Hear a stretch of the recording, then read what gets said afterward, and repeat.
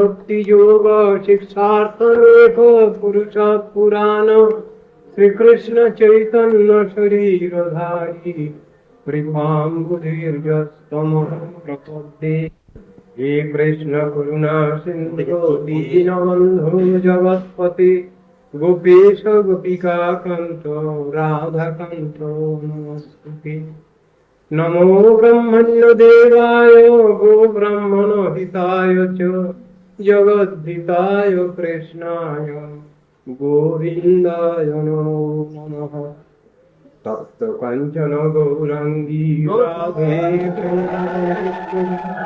वृषभानुसुते प्रणमामि हरिप्रिये।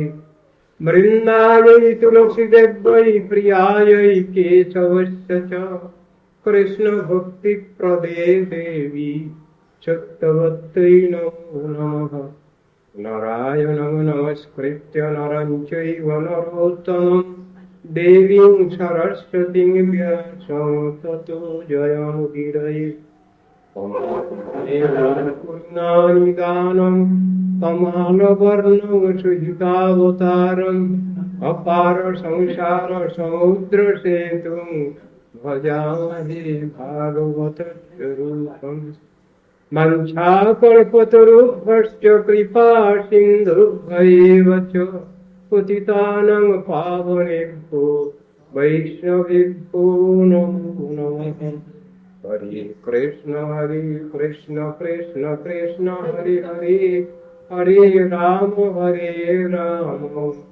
राम राम हरे हरे।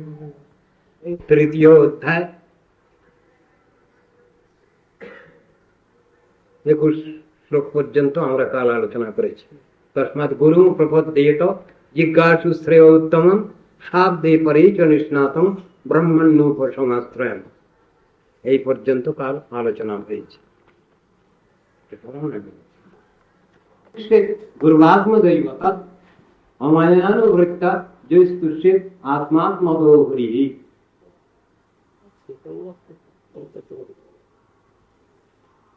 পূর্বে প্রশ্ন ছিল,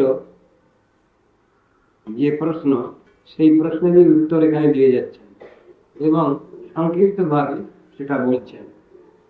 ভাগবতান ধর্ম শিক্ষিত গুরুবাত্মদৈবতা, ভাগবত ধর্ম সম্বন্ধে শিক্ষা লাভ করতে হবে। গুরুবাত্মদৈবতা, সদ্গুরুর নির্দেশ উপদেশানুসারে সেই সনাতন ধর্ম অনুশীলন অভ্যাস করতে হবে। গুরুদেবকে নিজের হিতকারী বান্ধব জানতে হবে। পরমারাধ্য শ্রীহরি স্বরূপ জেনে নিরন্তর নিষ্কপট ভাবে তার অনুগমন পূর্বক যে সকল ধর্মের অনুষ্ঠানে আত্মপ্রদ শ্রীহরি পরিতুষ্ট হন, সেই সকল ভাগবত ধর্ম বিষয়ে অনুশীলন ও আলোচনা করতে হবে। শাস্ত্র বলছেন, যদি আমরা সত্য সত্যই তত্ত্ব দর্শন যদি জানতে চাই, বুঝতে চাই, তাহলে সেখানে শাস্ত্রীয় নির্দেশই মানতে হবে। শাস্ত্রে যেরূপ নির্দেশ আছে সেই অনুসারেই আমাদের চলতে হবে। আমরা নিজেরা কিছু শাস্ত্র গ্রন্থাদি পাঠ করে তার তত্ত্ব সিদ্ধান্ত বুঝে উঠতে পারি। তাই সেখানে বলছেন, গুরু বৈষ্ণব মুখে শাস্ত্র আলোচনা শ্রবণ করতে হবে এবং তারপর কীর্তন করতে হবে, এই কথা বলা আছে। পুরীতে যখন শ্রীমান মহাপ্রভু আছেন, তখন একজন যদ্বা কবি তিনি গিয়ে হাজির হয়েছিলেন শ্রীমান মহাপ্রভুর কাছে। তিনি তার কিছু লেখা কবিতা মহাপ্রভুকে শোনাবেন বলে খুব তার ইচ্ছা। তখন গৌরসুন্দর বললেন যে, আমি তো সব শুনবো না, তবে স্বরূপ দামোদর আছেন, আপনি তার কাছে ওটা পড়ে শোনান, তাহলেই হবে। তো তিনি গিয়ে তার এটা পড়তে আরম্ভ করলেন। কিছুক্ষণ পড়বার পর, তার কবিতা পড়বার পর স্বরূপ দামোদর হয়েছে, আর লাগবেন, আর শুনবো না। হয়েছে মানে সেখানে কিছু ভুল হয়েছে। যে তত্ত্ব দর্শন তিনি ব্যাখ্যা করতে যাচ্ছেন সেই তত্ত্ব দর্শনে ভুল ব্যাখ্যা হয়েছে। অচল জগন্নাথ, সচল জগন্নাথ প্রভৃতি কথাগুলো এসেছে, যদিও তার ব্যাখ্যা ঠিকই আছে, কিন্তু কবির হৃদয়কে সেসব তত্ত্ব সিদ্ধান্ত স্পর্শ করেনি। তাই তখন স্বরূপ দামোদর প্রভু তিনি বলতে লাগলেন, যাহ ভাগবত পড়ো বৈষ্ণবের স্থানে, একান্ত আশ্রয় করো চৈতন্য চরণে, চৈতন্যের ভক্তগণের নিত্য করো সঙ্গ, তবে তো জানিবার সিদ্ধান্ত সমুদ্র তরঙ্গ। উপদেশ করছে, শাস্ত্র গীতা ভাগবত আদি শাস্ত্র নিজে নিজে পড়লে হবে না, তার থেকে তত্ত্ব সিদ্ধান্ত রূপ রত্ন আহরণ করা চলবে, সম্ভব না। তাই বলছে গুরু বৈষ্ণবের আনুগত্যেই শাস্ত্র গ্রন্থ অনুশীলন বা আলোচনা করতে হয়। এবং সেইটি আবার বিশেষ করে বলছেন মহাপ্রভুর একান্ত অনুগত ভক্ত যারা আছেন তাদের কাছেই সেটা শুনতে হবে, এ কথাও বলছেন। চৈতন্য মহাপ্রভুর আনুগত্য স্বীকার করো, তার ভক্তের সঙ্গ করো, তাহলে তুমি বুঝতে পারবে শাস্ত্রতত্ত্ব সিদ্ধান্ত ঠিক ঠিক। কেন না চৈতন্য মহাপ্রভু নিজেই প্রমাণ শিরোমণি এই শ্রীমৎ ভাগবতকেই শ্রেষ্ঠ আলোচ্য গ্রন্থ বলে স্বীকার করেছেন। কেন? এই শ্রীমৎ ভাগবতী কৃষ্ণদ্বৈপায়ন বেদব্যাসের যাবতীয় জ্ঞান ভাণ্ডার তিনি এখানে উজাড় করে দিয়েছেন। সেই কৃষ্ণদ্বৈপায়ন বেদব্যাস তিনি বেদ বিভাগ করেছেন। আগে সত্য যুগে বেদ এক বেদ ছিল, ত্রেতা যুগে বেদ বিভাগ হয়েছে, ঋক্সাম যজু অথর্ব বেদ তিনি বিভাগ করলেন কৃষ্ণদ্বৈপায়ন বেদব্যাস। ত্রেতা যুগেই বর্ণ বিভাগ হয়েছে, সত্য যুগে ছিল না ওটা।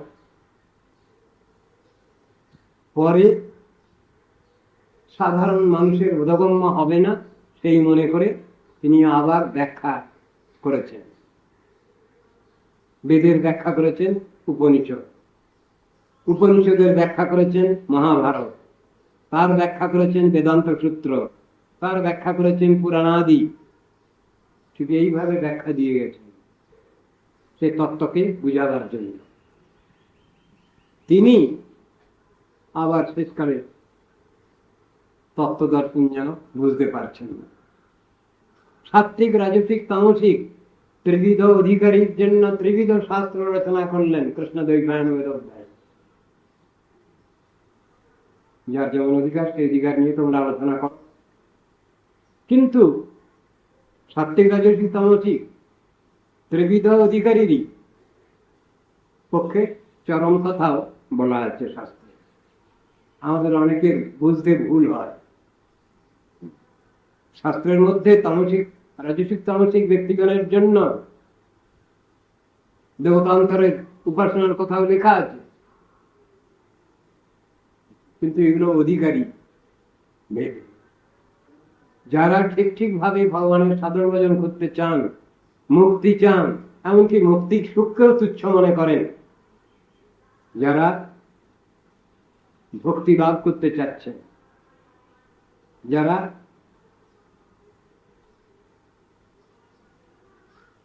ভক্তি লাভ করতে চাচ্ছেন, তাদের পক্ষে তো দেবতান্তরের উপাসনায় কোনো কাজ হবে না, সেই কথাই বুঝাচ্ছেন শাস্ত্র। সেখানে বক্তব্য, শাস্ত্রের বক্তব্য, যার যেমন অধিকার সেই অধিকার নিয়ে তোমরা চলো। কিন্তু সমস্ত গ্রন্থের মধ্যেই লেখা আছে ভগবানই শ্রেষ্ঠ উপাস্য তত্ত্ব, ভগবানই শ্রেষ্ঠ উপাস্য তত্ত্ব, তার আরাধনাই হল শ্রেষ্ঠ। এ কথা সব শাস্ত্রের মধ্যেই লেখা আছে। এই আমরা কিছুক্ষণ আগে আলোচনা করলাম স্কন্দ পুরাণ। স্কন্দ পুরাণ রাজসিক শাস্ত্র, কিন্তু তার ভিতরে তো ভগবানের মহিমা প্রচুর পরিমাণে আছে। আমরাও শাস্ত্রে দেখতে পাই ওই একই কথা। আমরা যে শাস্ত্রই আলোচনা করি না কেন, তার ভিতরে মূল যে বিষয়বস্তু সেটাকে অস্বীকার করলে হবে না, এবং সেইটা বুঝে নেওয়াটাই বুদ্ধিমত্তা। ঠিক ঠিক বাস্তবভাবে শাস্ত্র আলোচনা তাকেই বলে। একটা শ্লোক ব্যবহার করা হয়, সেটা স্কন্দ পুরাণেই আছে। শ্লোকটা আপনারা অনেকেই জানেন। শৈব ব্রাহ্মেষু তদ্গ্রাহ্যম ভগবৎ শাস্ত্র যোগী জয় পরম বিষ্ণুরেবৈকং তজ্জ্ঞানম সাধকম অন্যথা মোহনায়হি বর্জয়িতান বিচক্ষণ। কি মানেটা কি হল? শিবশাস্ত্র এবং ব্রহ্মশাস্ত্র মানে রাজস্বিক তান্ত্রিক শাস্ত্র যদি তোমরা আলোচনা করো, তার থেকেও সর্বশেষ চরম যে উপদেশ তত্ত্বদর্শন, সেটা তোমরা নেবে। কিরকম? সেই বাক্যগুলোকে নেবে তোমরা, সেই বিচারগুলোকে নেবে যার মধ্যে বলা আছে ভগবান শ্রেষ্ঠ আরাধ্য তত্ত্ব। তার সাধন ভজন করলেই জীব কৃতকৃত্য হতে পারে। এইটাই হলো মুখ্য সাধক জ্ঞান। এটা বাদ দিয়ে আর যেসব কথাগুলো বলা আছে, এগুলো সব মোহনায়হী, অসুর মোহনের জন্য বলা আছে। বর্জয়িতান বিচক্ষণ। যারা বুদ্ধিমান মনুষ্য, বিপশ্চিত মনুষ্য, পণ্ডিত ব্যক্তি, তারা কখনোই ওইগুলো নিয়ে থাকবেন না। তারা ক্রমশই উন্নত অবস্থা লাভ করবার জন্য চেষ্টা করবেন, সেইভাবে সাধন ভজন চালিয়ে যাবেন। এই কথা বলা আছে। শাস্ত্রের শব্দের তাৎপর্য এইটা। ভাগবত ধর্ম যাকে বলে, সনাতন ধর্ম তারই নাম, তারই নাম নিত্য ধর্ম। সেই কথাই বলেছেন। বুদিকে যেমন প্রশ্ন হয়েছিল, সেই প্রশ্ন অনুসারেই এখানে সুখদেব বর্ণনা করে যাচ্ছে।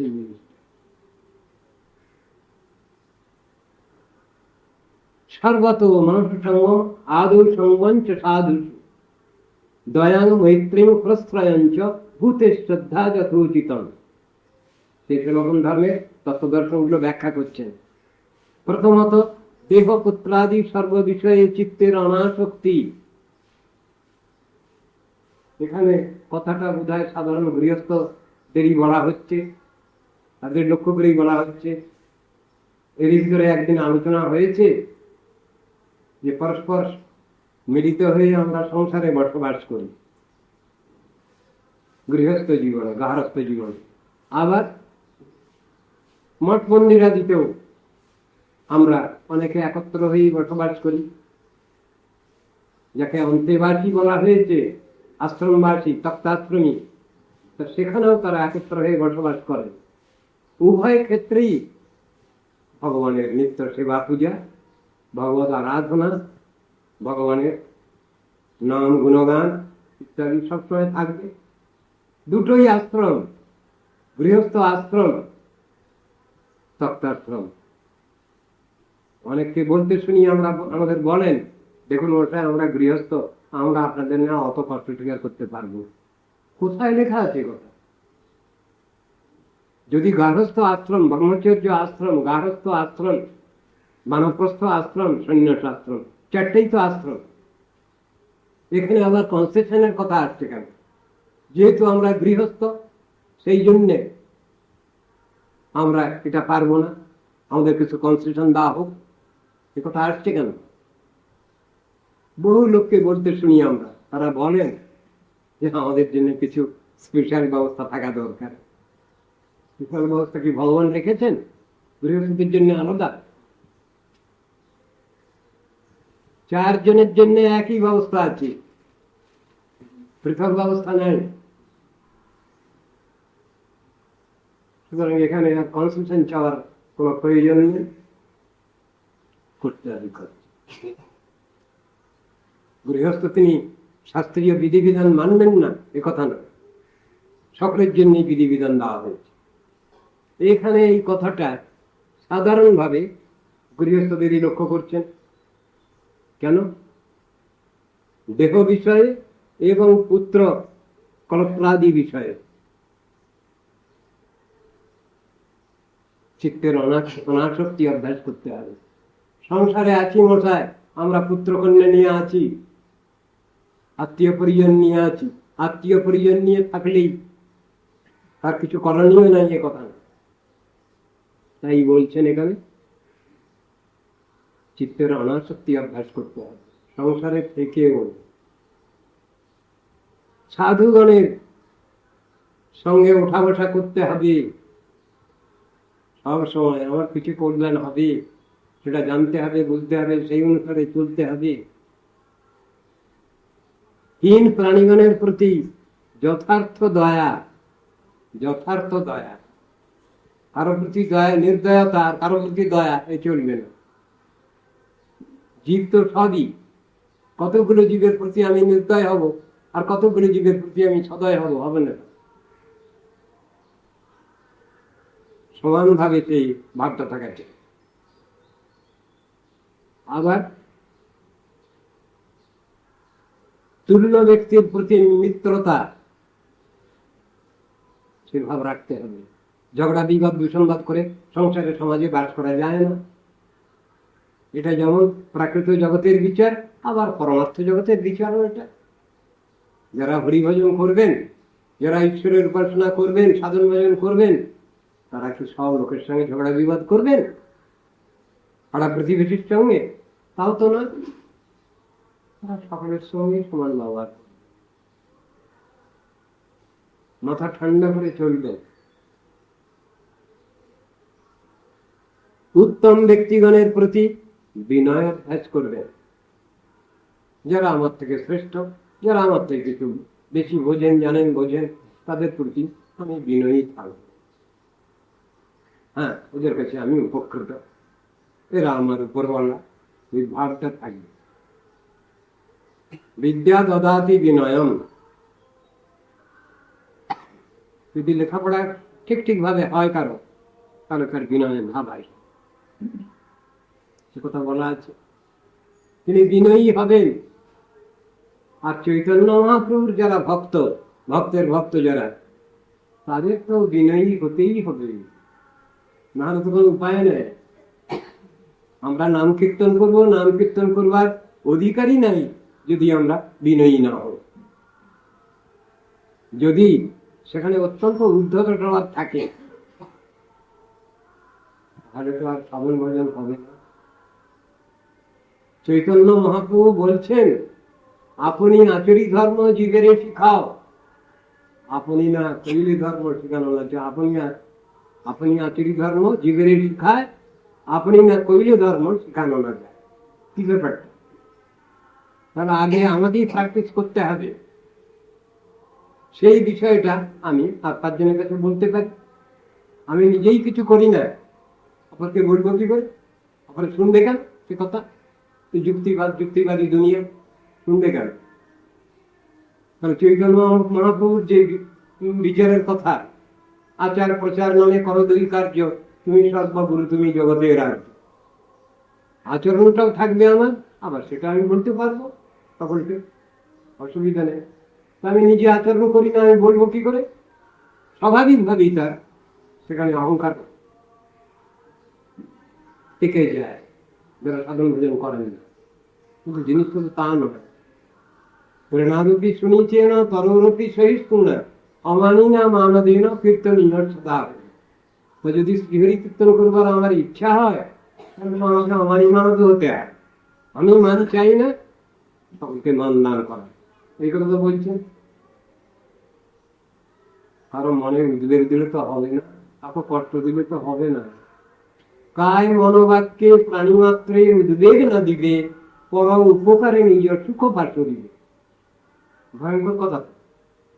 তো চৈতন্য মহাপ্রভুর তো উপদেশ আর ভক্তগণের প্রতি, আমি আমার শরীরের দ্বারা কাউকে কোনো কষ্ট দেবো না, মনে কারো কষ্ট দেবো না, এবং বাক্যের দ্বারাও কষ্ট দেবো না, বাক্যবান প্রয়োগ করবো না। সবগুলোই তো আমাদের শিখবার বিষয়। আর এটা যদি না হয়, তাহলে তো আমাদের সাধন ভজনই হবে না, ভগবান উপাসনা হবে না। যদি কোনো উপযুক্ত ব্যক্তিকে যদি কেউ উল্টো পাল্টা কথা বলে, তাহলে তো ভগবানের গায়ে লাগে। কিন্তু বলছেন এই ভাগবতের মধ্যেই আছে, দিশন্ত তরকায়েষু সাত্মানম হরিণীশ্বরম মৃতকে সানুবন্ধেস্মিন বদ্ধ স্নেহা পতন্তধ। ভগবান নিজে বলছেন তো কথাটা। আমার ভক্তগণকে যদি কেউ বৃথা সমালোচনা করে, গালাগালি দেয়, ওটা আমার গায়ে লাগে। ভগবান বলছে আমার ভক্তকে গালাগালি দিলে আমার গায়ে লাগে। সেটা ভগবানেরই সমালোচনা করা হয়ে, ভগবান তো এটা সহ্য করেন। এই উল্টো পাল্টা বিচার সর্বতভাবে আমাদের পরিবর্তন করতে হবে। তাহলে আমরা হরিনাম করবো কি? হরিনাম করতে গেলেই অমানি মানদ হতে হবে। অমানি মানদ হইলে কীর্তনে অধিকার দিবে তো। আমি যদি অমানি মানদ না হতে পারি, তাহলে আমার ভগবানের নাম কীর্তনের অধিকার নেই। কথা সেখানে শিক্ষা হচ্ছে যথাসম্ভব এগুলোকে ছেড়ে দিয়ে আমাকে নাম করতে হবে। আর যদি এগুলোকে পুষেই রাখলাম তাহলে তো কিছু হলো না। আমাদের হরিভজনের সব থেকে বেশি বাধা হলো ষড়রিপু, বেগ, কাম, ক্রোধ, লোভ, মোহ, মদ, মাৎসর্য। যতদিন পর্যন্ত আমাদের আশ্রয় পুষ্ট হচ্ছে ততদিন পর্যন্ত ভগবানের নাম হতে পারে। তার মানে কামনা বাসনা, জড় বিষয় কামনা বাসনা সংসারে কিরকম অসৌমায়া হল অসৌমায়া হতশত্রু হনিষ্ঠে চা ধরানোপি ঈশ্বর হম হম ভূরি সিদ্ধ বলবান সুখী কন্যস্তি সদৃশ মায়া। ঠিক এইসবগুলোই হলো ভিতর কামনা বাসনা। এগুলো যদি ভিতরে থাকে তাহলে হরিভজন ভিতরে হবে। রহস্য করেই বলা আছে, সাধুগুরুগণ বলেন বৈষ্ণব হইতে ছিল বড় সাধ, প্রেমাদ কিশোরকেতে পড়ে গেল বা। ইচ্ছা তো ছিল হরিভজন করব, কিন্তু হরিভজন করতে পারছি না। কেন? এইসব ষড়রিপুর তাড়না, ক্রোধ। সেখানে নরোত্তম ঠাকুর তিনি একটা ব্যবস্থা দিয়েছেন, কিন্তু তিনি 6টাকে নিতে পারেননি, 5টাকে নিয়েছেন। কাম মানে কামনা বাসনা। এই কামনা বাসনা সব আমার নিজের স্বার্থে না করে, জড়িয়ে স্বার্থে না করে ভগবানকেই দিয়ে দিলাম সব কামনা বাসনা। ঠাকুর তুমি সন্তুষ্ট হও, তুমি খুশি হও, এই ভাবটা। কাম কৃষ্ণ কর্মার পরে ক্রোধ, ক্রোধ খুব খারাপ জিনিস, কিন্তু ক্রোধ কোথায় অ্যাপ্লাই করতে হচ্ছে? ক্রোধ ভক্তদের জন্য। ভগবানকে কেউ অস্বীকার করছে, তার নিন্দা করছে, ভক্তের নিন্দা করছে, সেইখানে ক্রোধ প্রকাশ করার কথা আছে, অন্যত্র নয়। প্রয়োগ স্থান নির্ণয় করা আছে। ক্রোধ ভক্তদের জন্য। লোক, সাধারণ লোক খারাপ, কিন্তু ভগবত কথা শ্রবণে কীর্তনের লোক এটা ভালো। মোহ ইষ্টভাব হইল, হে ভগবান কবে তোমার দর্শন পাবো, কবে তুমি আমায় কৃপা করবে, তুমি কি আমাকে নিজের থেকে কখনো কর্ম করবে, ওই ভাবটা থাকবে। মোহ ইষ্টভাব হইল। মদ কৃষ্ণ গুণগানের মত্ততা। ভগবানের নাম করব, ভগবানের কথা আলোচনা করব, সৎ কথা আলোচনা করব, আমি নিজেও করব, আর 5 জনকেও বলবো। মিষ্টি আমি নিজে খাচ্ছি, অপরকেও খাও। যিনি ঠিক ঠিক খেতে জানেন তিনি অপরকে খাওয়াতেও জানেন। আর যদি একটা লোক নিজেই স্বার্থপর হয় তাহলে তাকে উদার নীতি মনোভাবাপন্ন বলা হবে। তিনি সকলকে আদর যত্ন করতে জানেন, মানে সকলকে আদর যত্ন যেমন করেন আর তেমনি তাকে সবাই আদর যত্ন করেন। কথাটাই একতরফা নয় ব্যাপারটা। সব জিনিসের ভিতরে এইরকমই বিচার আছে। মদ কৃষ্ণ গুণগান, ভগবানের কথা কীর্তনে তার মত্ততা, কখনো তিনি এদিক ওদিক করবেন, যে কোনো ইয়ে হবে ঠিক ঘুরে ফিরে লিখে নিয়েছিলেন। ওইটাই হলো তার জীবনের একমাত্র ভরত। ওটা না হলে তার খাওয়া করা হবে না, ঘুমানো হবে না, এমন ভাবটা। তাহলে কাম, ক্রোধ, লোভ, মোহ, মদ, মাৎসর্য, এই ছটার মধ্যে মদ পর্যন্ত নেওয়া গেল। কিন্তু মাৎসর্য এত খারাপ জিনিস, ওরা কোনো ভালো সাইড নেই, ভালো দিক নেই। সেই জন্য মাৎসর্যকে বাদ দেওয়া হয়েছে।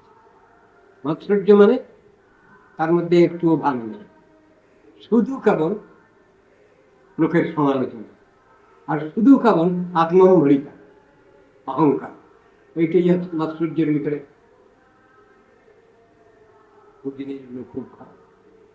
আমরা আগে সরস্বতী প্রভুদের টাইমে, আমার গুরুদেবের টাইমে দেখেছি, তখন কীর্তনগুলো মহাজন পদাবলী যেভাবে কীর্তন হতো, এটা কিভাবে আমরা প্রথমেই দেখতাম। আগে গুরু বন্দনা, তারপরে গুরুতত্ত্ব সম্বন্ধে একটা কীর্তন হবে, বৈষ্ণব তত্ত্ব সম্বন্ধে একটা কীর্তন হবে, শরণাগতি থেকে একটা কীর্তন হবে, গীতাবলী থেকে একটা কীর্তন হবে, কল্যাণ কল্পনা থেকে একটা কীর্তন হবে, নরোত্তম ঠাকুরের প্রার্থনা একটা হবে, নাম তত্ত্ব সম্বন্ধে একটা কীর্তন হবে। ঠিক এইরকম পরপর পরপর হতো। কিন্তু আজকাল ঠিক এইভাবে হয় না, এইভাবে হয় না। এবং সাধন ভোজনে যেসব অযোগ্যতা আমাদের আছে, সেইগুলো সম্বন্ধে আক্ষেপ প্রার্থনাগুলো, কীর্তনগুলো অধিক করে হতো। এখন সুন্দর ঠিক হয় না, বন্ধ হয়ে গেছে। একটা কীর্তন প্রায়ই হতো, মনে পড়ে আমার, আমার জীবন সদা পাপে রত, নাহিক পুণ্যের লেশ, পরের উদ্বেগ দিয়াছি যে কত, দিয়াছি জীবের ক্লেশ, নিজ সুখ লাগি পাপে নাহি ডরি, দয়াহীন স্বার্থপর, পর সুখে দুঃখী, সদা মিথ্যা ভাষী, পর দুঃখ সুখ কর, অশেষ কামনা হৃদি মাঝে মোর, ক্রোধী দম্ভ পরায়ণ, মদমত্ত সদা বিষয়ে মোহিত, হিংসা গর্ব বিভূষণ, নিদ্রালস্য হত সুকার্যে বিরত, অকার্যে যোগী আমি, প্রতিষ্ঠা লাগিয়া স্বার্থ আচরণ, লোভ হত সদাকাল, যেহেন দুর্জন সজ্জন বর্জিত, অপরাধী নিরন্তর, শুভ কার্য শূন্য, সদা অনর্থ মনা, নানা দুঃখে জড়, বার্ধক্যে এখন উপায়বিহীন, তাতে দিন অকিঞ্চন, পঞ্চলোকে হতো না, ওটা বার্ধক্যে এখন ভকতি বিন কান্দিয়া কাতর না, ওটা হ্যাঁ। এই যে কীর্তনগুলো আছে, এগুলো নিজের দোষ ত্রুটি যেগুলো আছে, সেগুলো ভগবানের কাছে নিবেদন করা হচ্ছে। ঠাকুর, তুমি শক্তি দাও, ক্ষমতা দাও, আমি যেন এইসব আমার দোষ ত্রুটি থেকে যেন আমি মুক্ত হতে পারি, আমি যেন খুব সহজ সরল চিত্তে তোমার নাম কীর্তন করতে পারি। এইসব প্রার্থনা গেলে ওসব কীর্তনগুলো আজকাল শুনিই না। কেন? মানে সবাই এখন অধিকারী ব্যক্তি, তো সেই জন্য এসব কীর্তনগুলোর দরকার। কীর্তন তো ভক্তিবিনোদ ঠাকুর লিখেছেন। ভক্তিবিনোদ ঠাকুরকে এই দোষে দুষ্ট? আমি জিজ্ঞাসা করি আপনাদের কাছে, আমাদের যিনি উপরওয়ালা গার্জিয়ান, তিনি তো কীর্তনটা লিখেছেন। তো যেহেতু এই কীর্তনটা তিনি লিখেছেন, তিনি কি এই দোষে দুষ্ট সেই জন্য লিখেছেন ওটা? না আমাদের মতো বোকা হতভাগা শয়তান বদমাইশ যেগুলো প্রতিষ্ঠাকামী ব্যক্তি, তাদের জন্য লিখেছেন এই কীর্তনটা? সাবধান তোমরা, আমাদের জন্য তো লেখা হয়েছে। তিনি তো দৈন্য করে লিখে গেছেন। কি দরকার পড়েছিল কবিরাজ গোস্বামী?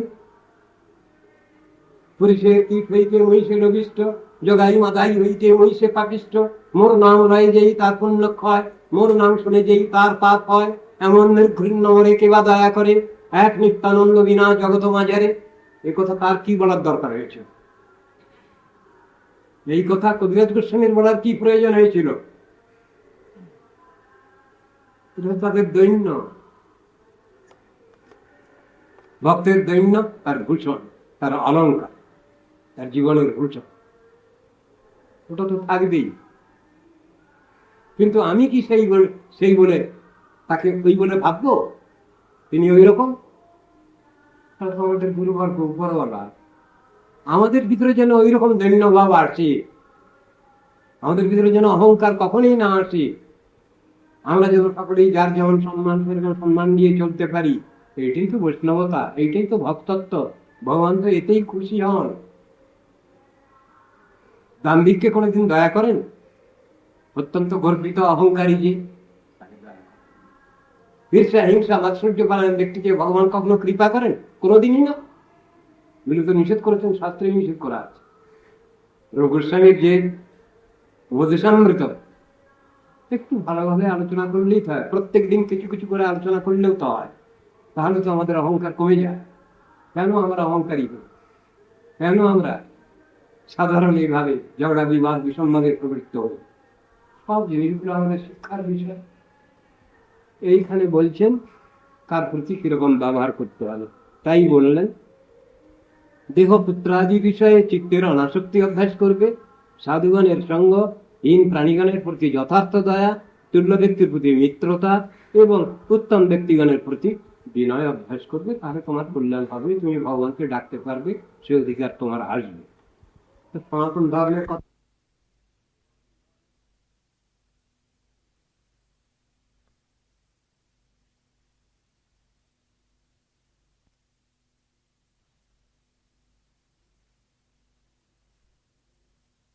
ক্ষমা, মৌন, বেদ পাঠাদি শ্রদ্ধায়, সরলতা, ব্রহ্মচর্য, অহিংসা এবং শীতোষ্ণ সুখ দুঃখাদি বিষয়ে হর্ষ বিষাদ শূন্যতা শিক্ষা করবেন।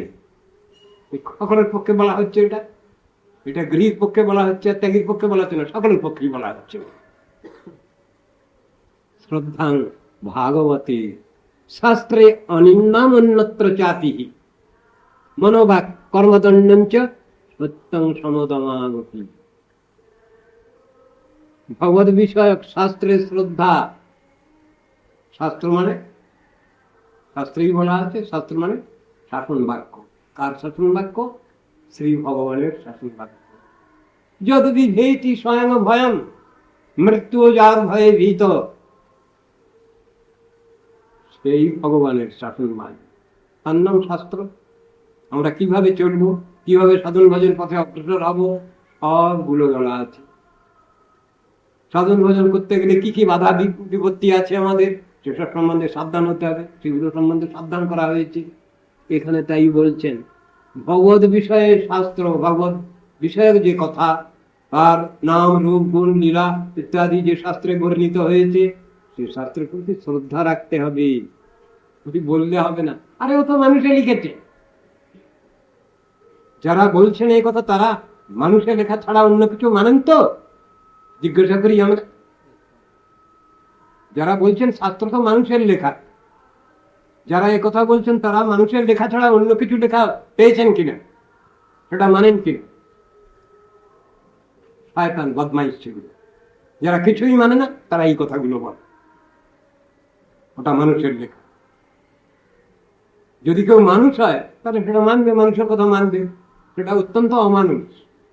অমানুষ মানে গালাগালি দিয়ে বলা হবে পশু, পশুগুলোকে বলা হয়। বলছি কি বলে, মানুষ তো মানুষের লেখা। তুই বাবু বলছিস যা তুই বল, মানুষের ছাড়া অমানুষের কিছু লেখা তুই পেয়েছিস কিনা, অমানুষের কোনো উপদেশ পেয়েছিস কিনা? বদমাইশ চরিত্র। যারা কখনো কিছু করে না, করবে না, তাদেরই মুক্তি। শাস্ত্র মানুষের লেখা। মানুষ মানে তোর মতো সাধারণ মানুষ, অজ্ঞ মানুষ, ঈর্ষা হিংসা সমন্বিত মানুষ, তা তো না। মানুষ মানে সব মানুষগুলো সমান, সব মানুষগুলো সমান মর্যাদা, সমান মর্যাদা, সমান সম্মান, সব মানুষগুলো। এটা হতে পারে কখন? তাহলে সদসাদ বিচার থাকবে না এই পৃথিবীতে, ভালো মন্দের বিচার থাকবে না, যদি সব মানুষই সমান হয়ে গেল। মুখে বলা চলবে, কাজের বেলায় বলা যায় না। তাহলে শিক্ষক আর ছাত্র সমান হয়ে যায়, তাহলে গার্জিয়ান আর শিক্ষার্থী দুই সমান হয়ে গেল। তাহলে সংসার চলবে না। সবগুলো বুঝতে হবে, আমাদের সবগুলো এক হয়ে যাবে। পুত্রকন্যা কখনো পিতামাতা হবে, কিন্তু পুত্রকন্যা পিতামাতা নয়। পুত্রকন্যা ইজ ইকুয়াল টু পিতামাতা, এটা বলা চলবে না, মূর্খামি এটা। ঘুমিয়ে আছে শিশুর পিতা সব শিশুরই অন্তরে। কবি বললেন শিশুর অন্তরে ঘুমিয়ে আছে শিশুর পিতামাতা, কিন্তু শিশুকে বলা হবে না পিতামাতা, এগুলো মূল থাকে। কখনো তারা পিতামাতা হবে, কিন্তু উদ্দেশ্যগুলো, যে সমস্ত উপদেশগুলো আছে তার উদ্দেশ্যগুলো তো নিতে হবে, এগুলো মাথায় ঢুকবে। শুধু শয়তানি বদমাইশিটা, পুরো মাত্রায় নাস্তিকতা তাদের মধ্যে আছে। ভগবানকে অস্বীকার করলে খুব বাহাদুরি, আমরা খুব বড় বাহাদুর, ভগবান নেই, কিচ্ছু নেই, ধর্ম নেই, কিচ্ছু দরকার নেই। গরু কতগুলো, এই গরুগুলো সংসারে সমাজে থাকে কেন, বাস করে কেন?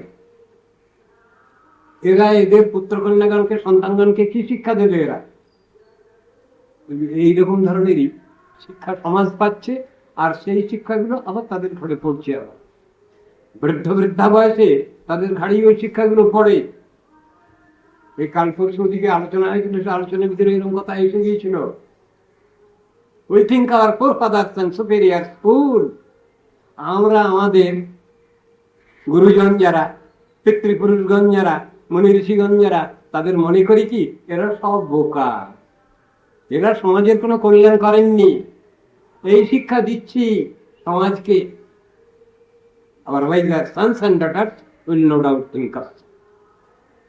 আমাদের যেসব ভাবি বংশধর, তারাও এই শিক্ষা নিয়ে আমাদের পরে ওই শিক্ষাই প্রয়োগ করবে। সুতরাং হে ভাবি জনগণ, হে ভাবি জনসমাজ, সাবধান হবে তোমরা। যে শিক্ষা দিচ্ছ কুশিক্ষা, সেই শিক্ষা তোমাদের ঘাড়ে গিয়েই পড়বে। আবার সাবধান থেকো। সাবধান করে দিচ্ছেন নাস্তিকগণকে, যে তোমরা যে নাস্তিকতা সমাজকে শিক্ষা দিচ্ছ আজ, ওই নাস্তিকতা তোমাদের ঘাড়েই পড়বে আবার। সুতরাং বুঝে টুঝে চলো। শিক্ষা তো হয় না মানুষের, এই শিক্ষাগুলো তো পাশ্চাত্য দেশ থেকেই এসেছে।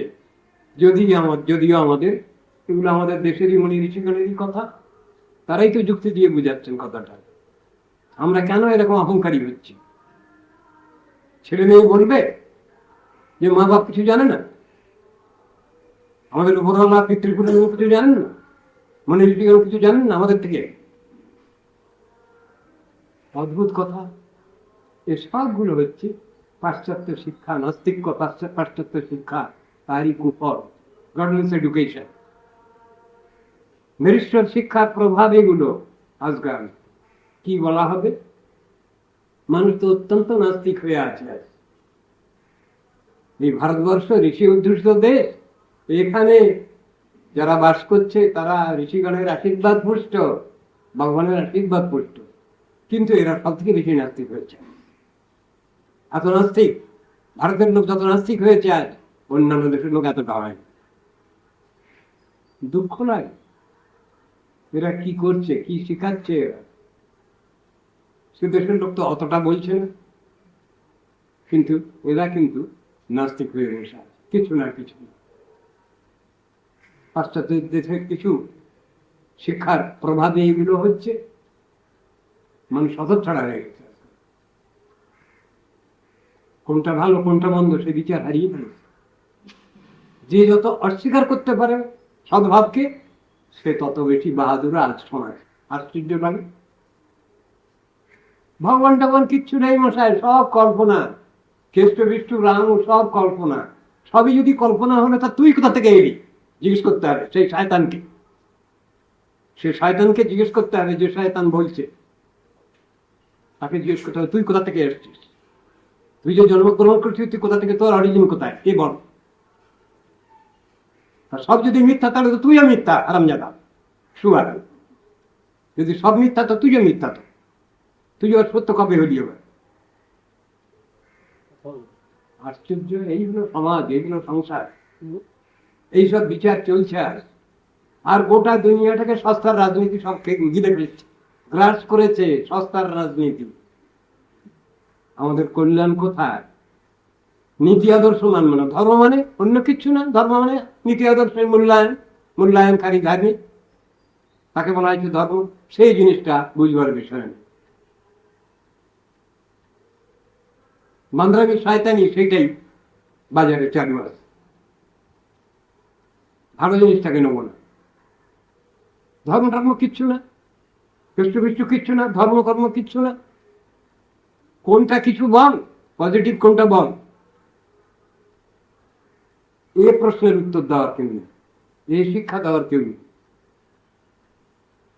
গোটা দুনিয়াটাই এইরকম হয়েছে। কি করা যাবে? যাদের ভালো মন্দের বিচার নেই তারা তো পশু, তাদের তো পশু বলা হয়, তাদের মানুষ বলা হয় না।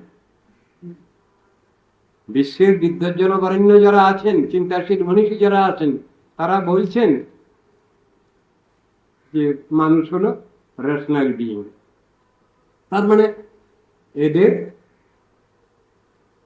বিবেচনা আছে, এদের বুদ্ধি আছে, ভালো মন্দের বিচার আছে, এরা ভালো জিনিসকে নিয়ে চলতে জানে। রেশনালিটি তো তাই ব্যাখ্যা করেছে। আর যদি এইটাকেই বাদ দেওয়া যায়, নীতি আদর্শকেই যদি বাদ দেওয়া যায় একজন মানুষের জীবন থেকে, তাহলে তাকে তো পশু বলা হয়েছে। রেশনালিটি আর অ্যানিম্যালিটি, অ্যানিম্যালিটি মানে পশুর বিচার, তো পশুর বিচার নিয়ে বর্তমান দুনিয়ার লোক চলছে। মনুষ্যত্ব কোথায় তাদের? অথবা মনুষ্যত্ব হারিয়ে ফেলেছে, রেশনালিটি হারিয়ে ফেলেছে তারা। সেই জন্য বলছে আমরা কাকু মানব না। আর তোরা যদি বলিস তোকে তোরা কাকু মানবি না, তোদের মানবে কে? এ প্রশ্ন করে, এ প্রশ্নটা করে কে? তোরা তো কাকু মানছিস না, তা তোদের মানবে কে? সেটাও চিন্তা কর। শাস্ত্রে ওই জন্য বলা আছে বেদা প্রমাণম স্মৃতয় প্রমাণম ধর্মার্থ যুক্ত বচনং প্রমাণম। বেদ প্রমাণ, স্মৃতিশাস্ত্র প্রমাণ, ধর্মার্থ যুক্ত বাক্য প্রমাণ। এই প্রমাণকে যারা প্রমাণ বলে মানে না, মানবে না, তাদেরকে মানে প্রশ্ন করা আছে। এগুলো আলোচনার বিষয় নয় আজকাল। বেদাৎ প্রমাণম স্মৃতয় প্রমাণম ধর্মার্থযুক্ত বচনং প্রমাণম এতৎ প্রমাণং ন ভবেৎ প্রমাণম হস্তস্য কুর্যাৎ বচনং প্রমাণম। এই প্রমাণকে যারা প্রমাণ বলে মানে না, তাদের মানবে কি? তারা কোথায় আছে, কোথায় দাঁড়িয়ে, কোন স্ট্যান্ড পয়েন্ট থেকে দাঁড়িয়ে তারা কথা বলছে? আজ এই নাস্তিক্য দুনিয়া কিছুই যদি নেয়, তাহলে তুইও তো মিথ্যা, মিথ্যা থেকে তোর তুই উদ্ভূত হয়েছিস, তোর জন্ম হয়েছে মিথ্যা থেকে। আশ্চর্য, এটা চলছে, এটা কলির প্রভাব, কালো প্রভাব, কিছুটা কালো প্রভাব আছে, তা নাহলে এটা হবে কেন? যারা সব বোঝে তারা এইটুকু বোঝে না। জীবনে একজনের জীবনের সবটা দরকার আছে, আর ধর্মের কথা যখন আসবে তখন বলে ও পুরো কি প্রয়োজন, ওগুলো কিছু দরকার নেই। ভালো মন্দ তো বিচার করতে যাবো কেন? আরে সব সমান, সব সমান প্রমাণ কর দেখি, কি করে সব সমান প্রমাণ করতে বলা হোক। তারা প্রমাণ কর সব সমান কি করে, ওসব চিন্তা ভাবনা নেই। সব সমান বলে বসে আছে, প্রমাণ করতে পারবেন। সব সময় তুই কেন এই হতে চাস, তুই কেন নেতা হতে যাচ্ছিস, তুই কেন নেতা বলে নিজেকে প্রচার করছিস? মানুষকে পূজা বলে, এটা মানুষ পূজা। তুই কি দেবতা? তুই দেবতা? তুই যে পূজা নিচ্ছিস, বহু বহু হাজার হাজার লক্ষ লক্ষ লক্ষ লোকের পূজা নিচ্ছিস, তখন মনুষ্য পূজা হয়ে যাচ্ছে। ভগবানের পূজা, ভগবান তো কিছু নেই, ঠুকরো নাম ভগবান বলে তো কিছু নেই, বলে তাহলে মানুষের পূজা তো তাহলে করবে স্বাভাবিক ভাবে না। তোমরা কারো পূজা নিতে পারবে না, আমি তোমাদের পূজা নেব। তো রাজনীতি, এটা ধর্মনীতি নেই, রাজনীতি। মানুষ আজ এইরকম অবুঝ হয়ে গেছে। মানুষের পূজা করিস না, মানুষের পূজা, তোরা পূজা নিচ্ছিস কেন? তোদের এক একজনের পূজার জন্য তো লাখ লাখ টাকা খরচ হচ্ছে।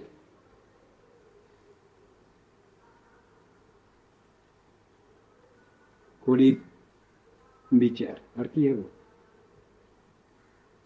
ভগবত বিষয়ক শাস্ত্রের শ্রদ্ধা, অন্যান্য বিষয়ে অনিন্দা, মন বাক্য ও কর্মের সংযম। সন্ন্যাস, একজন সন্ন্যাসী, তাকে প্রতিজ্ঞা করতে হচ্ছে আমি আমার শরীরের দ্বারা, মনের দ্বারা, বাক্যের দ্বারা আমি কাউকে উদ্বেগ দেবো না। এই তিনটা বিষয়ে সংযম শিক্ষা করব, সেই জন্য প্রতিজ্ঞা, সেই জন্য তাকে ত্রিদণ্ড ধারণ করতে হচ্ছে। ত্রিদণ্ড ধারণ সন্ন্যাস গ্রহণ মানে কি? প্রতিজ্ঞা। যে আমি প্রতিজ্ঞা করে বলছি, ধর্মের সাক্ষী, ধর্মকে সাক্ষী করে বলছি, ভগবানকে সাক্ষী করে বলছি, সদ্গুরুকে সাক্ষী করে বলছি যে আমি কায় মনোবাক্যে কাকে উদ্বেগ দেবো না। ওই যা নির্দেশ রয়েছে শাস্ত্রে, কায় মনোবাক্যে প্রাণী মাত্রে উদ্বেগ না দিবে, পর উপকারে নিজের সুখ বাসবে, সেই প্রতিজ্ঞা নিচ্ছে। তাহলে কেন এসবগুলো হচ্ছে আবার? তাহলে আবার এগুলো উল্টোগুলো কেন হচ্ছে? তাবৎ জন্ম সাফল্যম দেহি নাম ইহ দেহিষু প্রণয়ের অর্থের ধিয়া বাচা সেবাচরণ। আমি প্রেমাচরণ করবো, আত্মকল্যাণ চিন্তা করব কিভাবে? আমার মাধ্যম চারটে পড়ে আছে। কি? এইটাই দেহধারী মানুষের জীবনের সফলতা। কি? হ্যাঁ, এই তাবৎ জন্ম সাফল্যম দেহি নাম ইহ দেহিষু প্রাণের অর্থই ধিয়া বাচা। প্রাণ, অর্থ, বুদ্ধি, বাক্যের দ্বারা আমি সেবা করবো সর্বতোভাবে। এই তো সেবার মাধ্যম। সব থেকে স্থূল বস্তু হলো অর্থ। অনেক কষ্টে উপার্জন করতে হয়, অর্থ রোজগার করতে কষ্ট, সংরক্ষণ করতে কষ্ট, খরচ করতেও কষ্ট। এই অর্থ হলো স্থূল বস্তু, এই দিয়ে প্রথম সেবা। যার অর্থ নেই তিনি উপার্জন করতে পারবেন না, তিনি সেবা করতে পারবেন না। পারবেন, আর বাকি তিনটে পড়ে আছে। আমার অর্থ নেই কিন্তু আমি বুদ্ধি দিয়ে সেবা করতে পারি, আমি বাক্য দিয়ে সেবা করতে পারি। সব থেকে বড় এটা হলো আত্মসমর্পণ। এই জিনিসটাকে বলছেন প্রাণ দিয়ে সেবা, পূর্ণ আত্মসমর্পণ, পূর্ণ শরণাগতি। এটা হলো সব থেকে বড় সেবা। এটা যদি থাকে আমাদের, কোনো অসুবিধা নেই, কোনো অসুবিধা নেই। এটা হলো সব থেকে বড় সেবার মাধ্যম, পূর্ণ আত্মসমর্পণ। প্রাণ, অর্থ, বুদ্ধি, বাক্যের মধ্যে প্রাণ দিয়ে সেবা, এটা হলো পূর্ণ আত্মসমর্পণ। আর এই আত্মসমর্পণই তো শিক্ষা দিয়েছেন গীতা ভাগবতে। এই আত্মসমর্পণই কেবল শিক্ষার বিষয় গীতা ভাগবতে।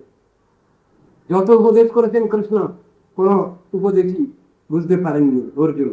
অর্জুন বুঝতে পারবেন না, কেন? অর্জুন বুঝে বসে আছেন, কিন্তু আমাদের মতো বোকা হতভাগার লোকগুলোর জন্য তিনি শিক্ষা দিচ্ছেন। আমি বুঝতে পারছি না, আমি বুঝতে পারছি না। যেই বলে ফেলবেন যে হ্যাঁ আমি বুঝে গেছি, ব্যাস কৃষ্ণ উপদেশ বন্ধ করে দিলেন, আর বলবেন না। সেজন্য পাছে উপদেশ বন্দনা হয় তার, সেই জন্য না আমি বুঝতে পারছি না ঠাকুর, না আমি বুঝতে পারছি না, ওই বলে যাচ্ছেন। সকলের শেষে বললাম তো এত কথা বললাম, তুমি কিছু বুঝলে না, যাও বাদ দাও, বাদ দেবো। বললে হ্যাঁ তুমি বুঝতে পারলে না, আর কি করবে?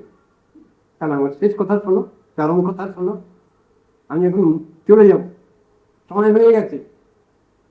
কৃষ্ণ এসেছেন এখানে কি জন্যে? গীতার মধ্যে বলা আছে পরিত্রাণায় সাধুনাম বিনাশায় চ দুষ্কৃতাম ধর্ম সংস্থাপনায় সম্ভবামি যুগে যুগে, তিনি নিজেই বলে যাচ্ছেন। সবগুলো হয়ে গেছে কাজ। দেবতাগণ এসে কৃষ্ণকে বলছেন, ঠাকুর তোমাকে তো অনেক কষ্ট দিয়েছি, তোমার সেখান থেকে সিংহাসন দাঁড়িয়ে এখানে আনিয়েছি আমরা, তোমার আমাদের প্রতি দয়া করে তুমি এখানে এসেছো, তো ভূভার হরণ হয়ে গেছে, তোমার ধর্ম সংরক্ষণ হয়ে গেছে, সাধুগণকে তুমি রক্ষা করছো, সবই। হ্যাঁ, এখন তুমি তোমার নিজের সদামে বৈকুণ্ঠে ফিরে যেতে পারো। দেবতাগণ বলছে। কৃষ্ণ তখন বলছেন, না হে না, একটু কাজ বাকি আছে আমার। তোমরা বললে কি হবে, আমার একটু কাজ বাকি আছে। কি কাজ বাকি আছে তোমার?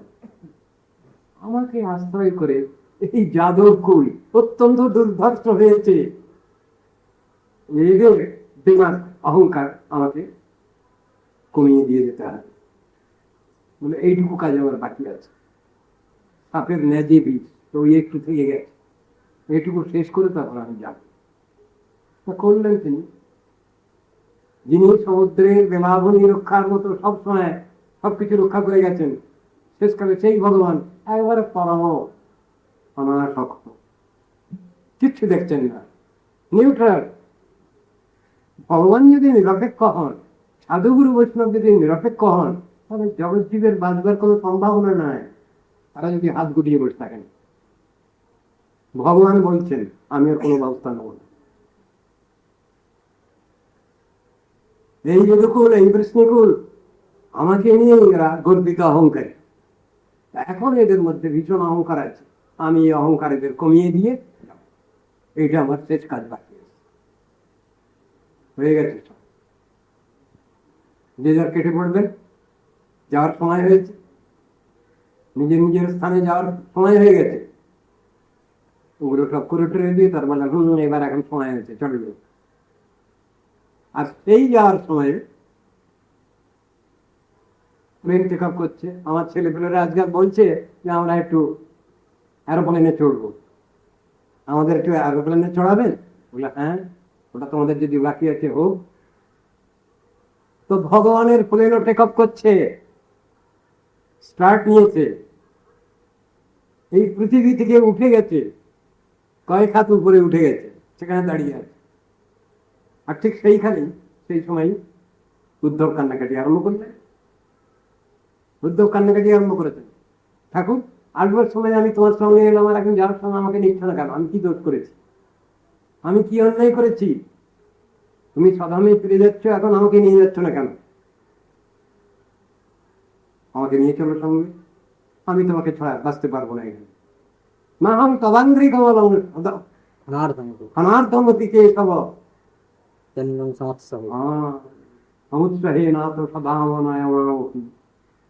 আমি তোমার বিরহ সহ্য করতে পারবো না, এখানে বাঁচতে পারবো না, তুমি আমাকে সঙ্গে নিয়ে চলো। কি ব্যাপার?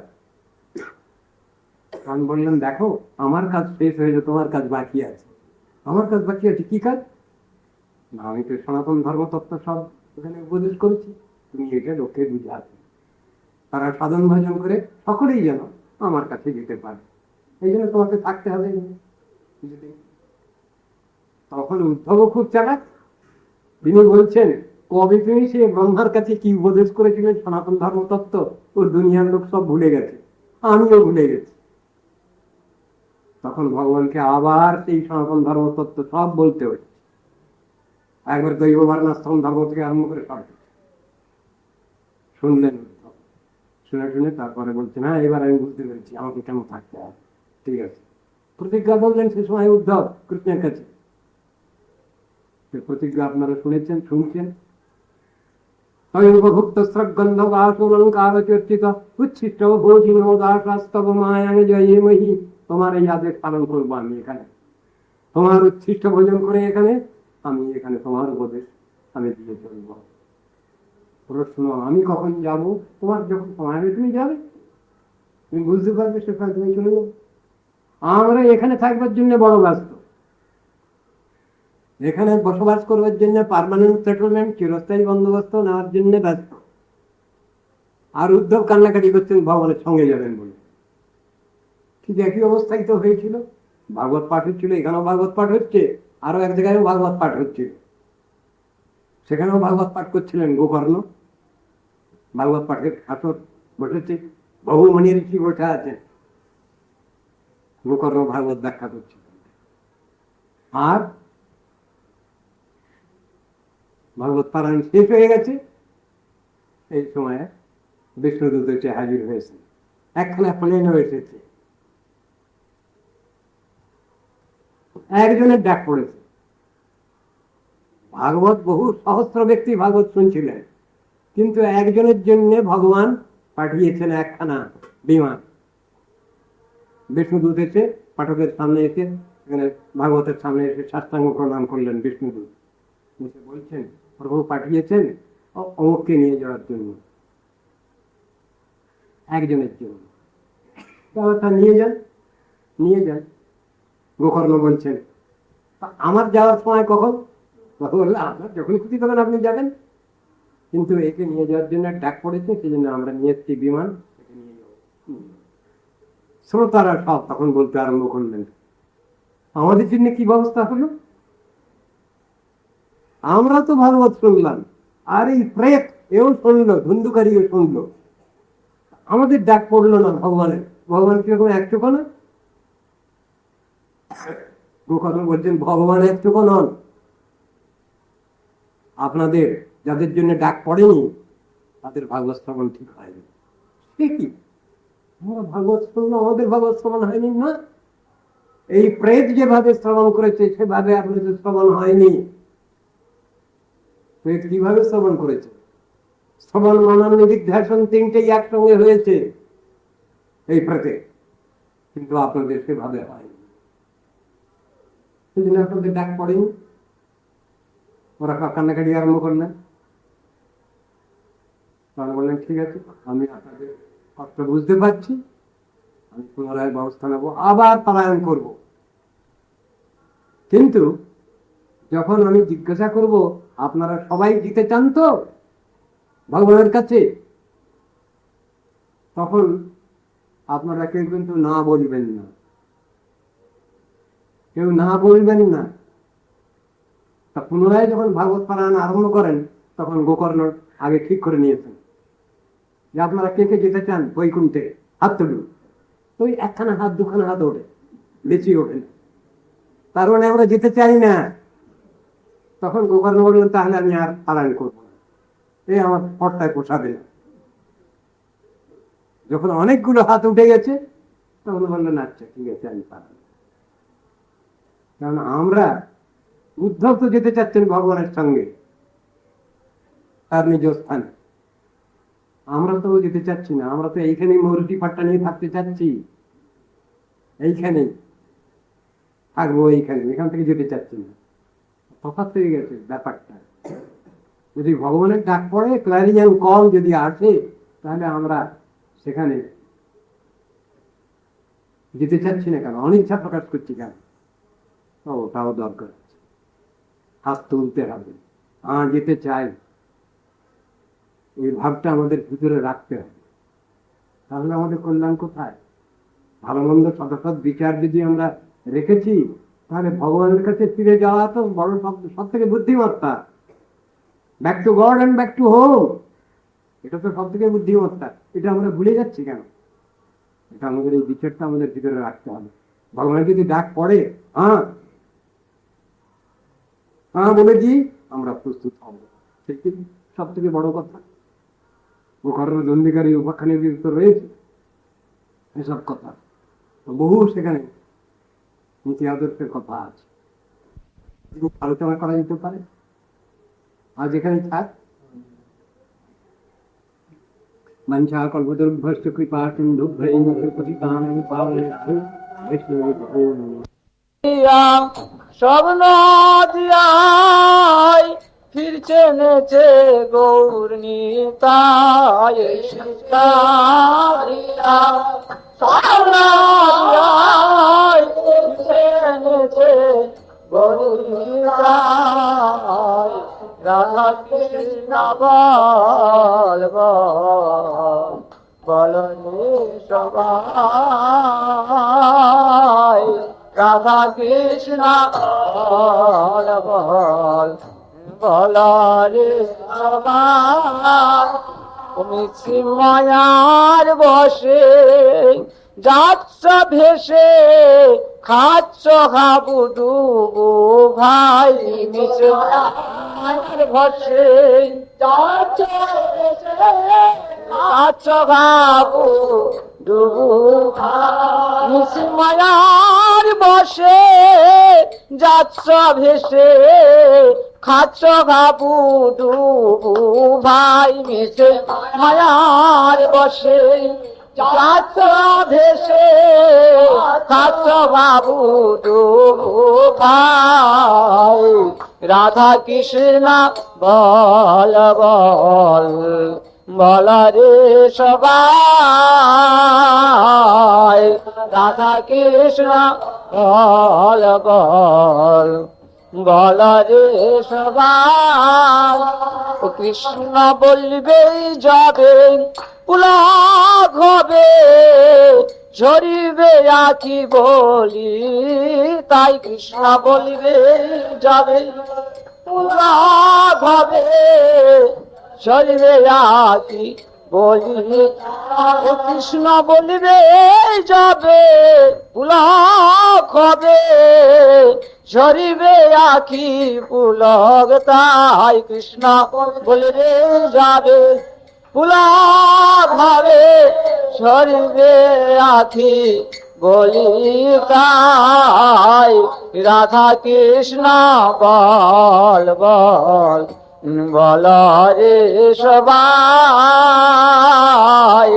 রাধা কৃষ্ণ বল বল বল রে সবাই অতি কৃষ্ণ দাস এই বিশ্বাস করিলে তো আর দুঃখ নাই যে কৃষ্ণ দাস এই বিশ্বাস করলে তো আর দুঃখ হরিব বল রে ভাই হরিব বল রে ভাই দাস ও জীবী কৃষ্ণ দাস এই বিশ্বাস কল ঝরবে আছি বলি তাই জীব কৃষ্ণ দাস এই বিশ্বাস করিলে তো আর দুঃখ না রাধা কৃষ্ণ বল বল বল রে সবাই রাধা কৃষ্ণ বল বল বল রে সবাই রাধা কৃষ্ণ বল সঙ্গে চল এই মাত্র ভিক্ষা চাই রাধা কৃষ্ণ বল সঙ্গে চল এই মাত্র ভিক্ষা চাই রাধা কৃষ্ণ বল বল বল রে সবাই রাধা কৃষ্ণ বল বল বল রে সবাই যার সকল বিপদ ভক্তি বিনা